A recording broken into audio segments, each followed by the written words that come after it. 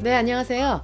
발칙한 커뮤니케이션의 발칙한 박교수 인사드립니다. 네, 지난번에 저의 신간 또 소개하는 영상을 올렸는데요. 많은 분들이 또 영상을 봐주시고 반응이 너무 좋아서 제가 너무 좀 고무되고 기분이 좋았습니다. 자, 시작하기 전에 구독과 좋아요 안 누르신 분들은요, 꼭 먼저 구독과 좋아요 눌러주시고요.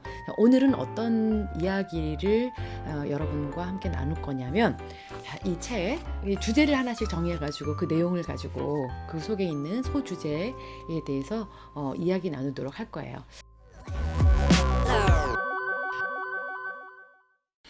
책을 읽고 책 내용이 좋은데 좀 더 부연 설명 더 어떻게 해야 될까요? 하는 분들이 많아서 제가 또 조금 더 살 좀 붙여서 그 내용이 어떻게 해서 나왔는지 어떤 배경인지를 설명하는 시간을 갖도록 하겠습니다.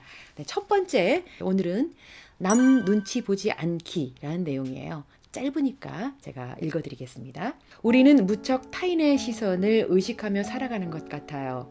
함께 사는 세상이니 어쩌면 그건 당연합니다.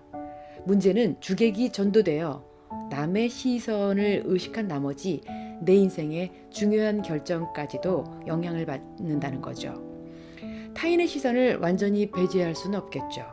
하지만 직업, 진로, 연애, 결혼 등 오로지 자신의 감정과 가치관 중심으로 선택하고 결정할 일에서까지 남 눈치를 보지는 말아요. 의견을 구할 수는 있어요. 함께 생각을 나누는 과정에서 스스로 답을 찾을 수도 있을 거예요. 마지막 결정은 온전히 당신의 몫인 걸 잊지 마십시오. 그 결정에 책임을 지는 사람도 당신입니다. 짧은 메시지인데 저는 이것을 왜 이렇게 쓰려고 생각을 했느냐 하면은 타인의 의식을, 사실 이런 타인의 시선을 의식하지 않고 살 수는 없어요. 우리가 이 세상에 나만 있는 게 아니고 우린 이 사회 구성원으로서 살아가기 때문이거든요. 그런데 지나치게 타인을 의식한 나머지 내 주장이나 주관은 사라지고 그 자리에 타인의 의견, 생각, 관점이 들어앉으면 곤란하다는 얘기죠. 타인을 의식하지 않는다는 건 타인을 무시한다거나 타인에게 입힐 피해를 신경 쓰지 않는다는 얘기가 아니에요. 타인보다는 나를 위한 삶을 권하는 거죠. 남이 가는 학원, 남이 가는 직장, 남이 가는 레스토랑, 남이 하는 화려한 결혼식. 이걸 언제까지 할 수 있다고 생각하세요? 인생의 결정을 내리는 일은 훈련이 필요해요. 그러니까 큰 결정을 내리기 전에 작은 결정부터 내가 먼저 해보는 거죠. 남이 아닌 자신이 결정해서 결과를 얻어내는 그런 훈련을 말하는 거예요. 작은 의사결정을 하는 그런 순간순간도 다 자기가 훈련이 돼야 된다는 거죠. 내가 먹고 싶은 게 뭐였지? 하고 얘기하고 제안하고 또 경청하고 그러면서 조율해 나가는 법도 배울 필요가 있다는 거예요. 남의 말이나 타인의 조언은 내 결정에 참고가 될 정도? 그 정도만 고려하면 돼요. 왜 우리가 마마보이란 말을 하잖아요.